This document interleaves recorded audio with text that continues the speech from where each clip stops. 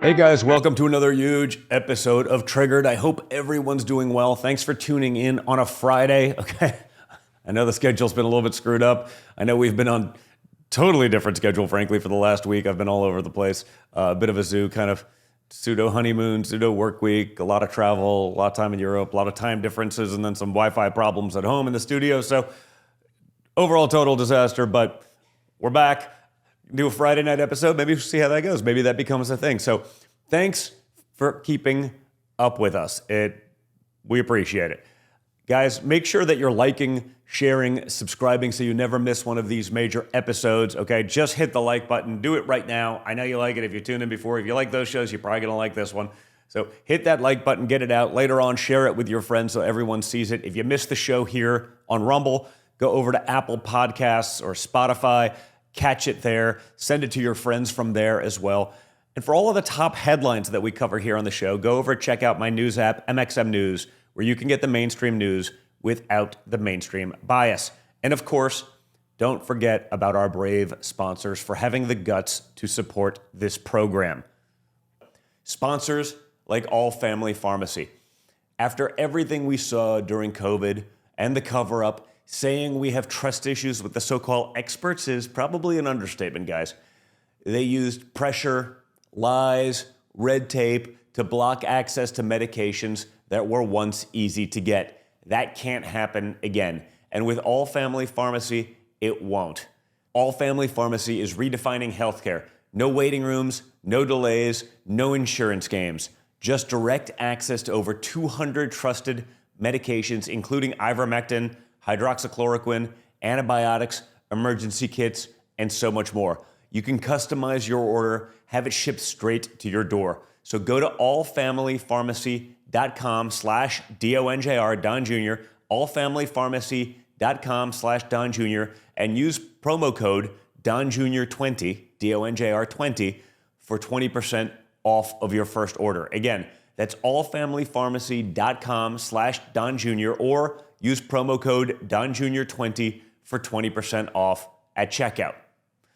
And guys, we have another familiar face sponsoring the show now, Goldco. Gold just surged past $5,000 an ounce. Silver blew past 100. And the U.S. just added silver to the critical mineral list, meaning it's now considered crucial for American security and economic survival. This isn't speculation, this is real. That's why I've renewed my partnership with the #1 rated gold company, Goldco. A+ rated by the BBB, the Better Business Bureau, and they've helped Americans place over $3 billion in gold and silver. So visit donjrgold.com, DONJR gold.com, to get a free 2026 gold and silver kit. And because you're part of this audience, you get up to 10% back in bonus silver or gold just for getting started. Again, that's donjrgold.com. Do it now. Educate yourself. What do you have to lose? Now, let's get into all of it. And we'll start with just some of the latest out of Iran because honestly, a lot is happening. And I know it can be hard to keep up with and follow. But here's the bottom line. Iran's never going to have a nuclear weapon. My father drew that red line. He's been talking about it for decades. Frankly, everyone in the world has been talking about it for about 47 years. And he's enforced it when no other president would. Okay? Doesn't mean it's easy. Doesn't mean any of that's going to be perfect. But ultimately, something has to get done. There's not going to be endless occupation, no nation building. The Straits of Hormuz is reopening. And there is going to be no tolerance for any more waffling. Okay? None of this nonsense. Let's just finish this thing once and for all and get back to our lives. There won't be any more waffling. And the lies from Tehran, I guess that should stop too. Everyone can just be open and honest for a change. That would be nice. So I get it. We want answers on this. And what I can tell you is that we are moving towards solving it. In a way, that benefits Americans in the short and the long term, okay? Because the constant headaches from the region, if we could just solve that, imagine what we could accomplish if we weren't just tied down and bogged down with this nonsense, if we weren't spending trillions defending others and stuff like that, and everyone just got along. I know, it's a lofty goal, but it would be kind of nice. And the same goes for the border. The Secure America Act is now law. $70 billion for immigration enforcement, for ICE, for Customs and Border Protection, for deportation operations, for the people who actually have to clean up the disaster that Democrats spent years creating and then ultimately protecting. This is what happens when the bluff gets called. Okay, for months, guys, months, Democrats tried to hold Homeland Security hostage because they wanted leverage to push more open borders. We all saw how that worked, But as usual, it was more political theater with no purpose other than hating all things Trump, even as innocent victims suffered under the era of Biden's open borders. Check this out. I tell people that I haven't quit smiling since I've been Secretary of the Department of Homeland Security, but I have to take that back because when we start digging into these cases and you start hearing the absolute horrific things that took place underneath the Biden administration, under true neglect at best and criminal at worst, to allow 450,000 kids to go missing throughout this country. President Trump has made it a point to go find these kids. And because of our partnership with HHS and DOJ, Department of Homeland Security, truly using the best of the best, which the Democrats sometimes want to demonize because a lot of times this is ICE, this is HSI, this is CBP. These individuals that the Democrats seem to want to defund, but because of President Trump, we finally funded them for 3 years. We're able to push and go find these kids. We found 146,000 kids so far. 146,000 kids. We still have nearly 300,000 missing. We're investigating reports to where some of these kids claim that they were raped 600 to 700 times. I don't care who you are. I don't care if you have kids, if you don't have kids. I don't care if you're a liberal, you're independent, you're a Democrat, you're a Republican. If you can't stand for law enforcement to go find these kids, who are you? Who are you? Every leader should understand what's going on. And do you know where we're finding the most of them? Sanctuary cities. Because they know they're safe. That's why they're called sanctuary cities. Because of President Trump's leadership, we're going into those sanctuary cities. We have mayors like Mandami in New York who want to say you're not welcome. As a mayor, he knows what's happening on the streets. He knows who he's harboring, and at this point in abating. By saying that we can't go operate, we're going to. We're going to go find the worst of the worst. We're going to rescue as many kids as we possibly can. We're going to enforce our nation's laws, and we're going to right the wrongs that the Biden administration turned a blind eye to. And notice what the left hates most about this. It's not just the money, it's the standard. The standard of enforcing the law and protecting citizens.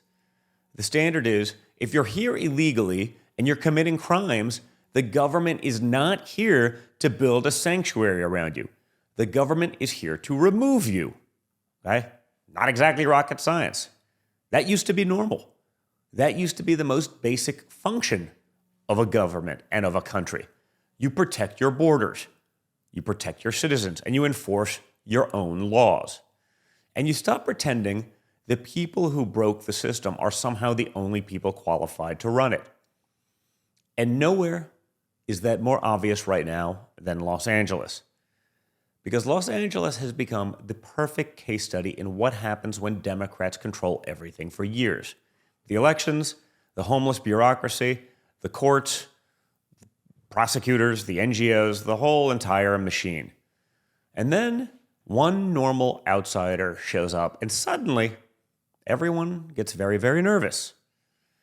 As we told you on Wednesday, on election night, Spencer Pratt was right there in the mix.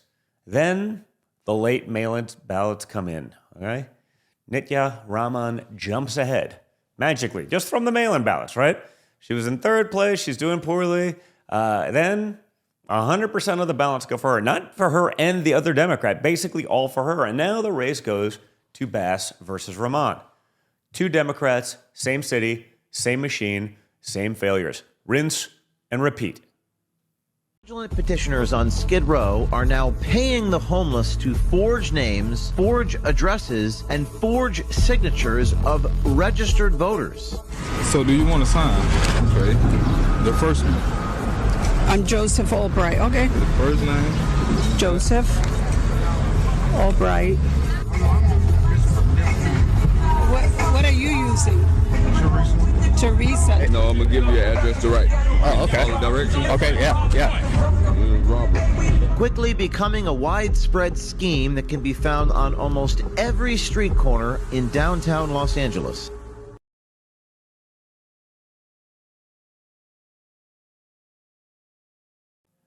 Why does it take so long to count?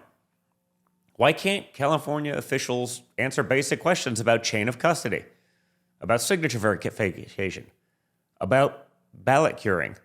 Why can't they do that? It seems like that would be really simple to do, but they choose not to. And in their system, there's no one else there to actually push back. There are no checks and balances. If the system is so clean, guys, prove it. If the cure process is fair, show us. If thousands of voters are being notified that their ballot has a problem, tell the public how many, where, when, how. I know I've only seen that as it relates to Spencer Pratt. His mail-in ballots magically weren't counted, or a lot of them weren't counted, and the people whose ballots were not counted were notified. I don't hear any of that on the other side. I guess they got what they wanted, so they don't even have to worry about it. Because Democrats love transparency when the subpoenaing hoaxes like Russia, Russia, Russia. The rules should be simple. Count legal votes. Reject illegal votes. Let voters cure legitimate mistakes. And don't treat basic election transparency like a hate crime. And of course, California doesn't want that standard because the whole machine runs on confusion, obfuscation, ballot harvesting, universal mail-in ballots, weeks of counting, cure letters, late dumps, no confidence, no speed, no clarity. And then, the same people who created that mess act offended when Americans say they don't trust it, when Americans notice the obvious and actually ask some questions. And by the way, while all this is happening, another video out of Skid Row is making the rounds. And it is exactly why people don't trust the system.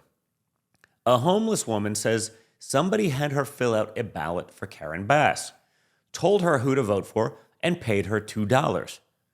Check it out. Did you vote? Yeah. Oh, you did for Karen Bass? Yeah. Karen Bassett. Right. That's her last name, Bassett? Karen Bass, yeah. Or Nithya Raman? Karen. Karen? They told you to vote for Karen? Yeah. They had to sign a little thing. And how much they pay you? It was like $2. $2? Oh, to sign off on a thing to vote for her? Yeah. And so they do this for everybody out here? Yeah, they come out here all the time. They just get everybody to vote out here, huh? Remember, this exact type of voter fraud is exactly what James O'Keefe has been exposing. You know, there are groups, NGOs, that are paying people for votes. They're paying homeless people $2, $5. There's an entire network of these people that are ballot harvesting, which, by the way, California Democrats made illegal. They actually expanded and made it legal for third parties to go out and ballot harvest. I mean, just look at this. You can actually see them registering people to vote. The homeless to forge names, forge addresses, and forge signatures of registered voters. So do you want to sign? Okay. The first name. I'm Joseph Albright. Okay. First name. Guys, we all know this isn't an isolated incident. This is one of many, many examples. There's active prosecutions into this very thing on Skid Row, and it's all on tape. Okay? And it's one of the many reasons that the Trump administration just cut off federal funding to the Los Angeles Homeless Service Authority. The giant homelessness bureaucracy that has taken nearly $1 billion in federal money since 2021 alone. And still, somehow, Los Angeles looks like a disaster zone. especially in certain parts of the city. I mean, think about it, $1 billion, and it seems to be worse than a few years ago. Not better. It's not like they made improvements. It's like, okay, fine, we can keep going. It actually seems to have gotten worse. They spent record amounts of taxpayer dollars on homelessness, and homelessness gets worse. Typical. Check this out. This is one of my biggest priorities. When I got in, we made the Homeless Fraud and Corruption Task Force. And we said we're going to look for every dollar, because agencies like LAHSA, they're unable to account for it. They can't tell you where the money went. So within a matter of months, we found out a lot of money was stolen. We've charged almost $100 million in fraud. There's a guy, Mr. Sufer, which was covered on Fox News. He was supposed to be responsible for housing 300 homeless people. He used the money to buy a home in Westwood and a home in Greece and to vacation at the Four Seasons. People are stealing the money, and agencies like LAHSA are supposed to provide the oversight to make sure that doesn't happen. But everyone's making so much money off this, they don't care. The gravy train just keeps coming. How many people are still sleeping under highways while the bureaucracy prints another glossy report saying they're making historic progress? You know, they're always making historic progress. Never seem to actually see any of that progress, but they tell us it's there, so it must be real, right, guys? Because Democrats have turned their whole machine into a laundering operation. We're seeing the same thing with Act Blue, with the SPLC, which was funding the KKK, by the way. You know, you'd think that'd be minor details for a Democrat-run organization, but not if you can control the narrative. You know, but of course they're also doing the same thing with other hoaxes like Charlottesville. They are the ones funding the hate. They fund the hoaxes so that they can then appear like great heroes fighting back against the hoaxes that they create and fund.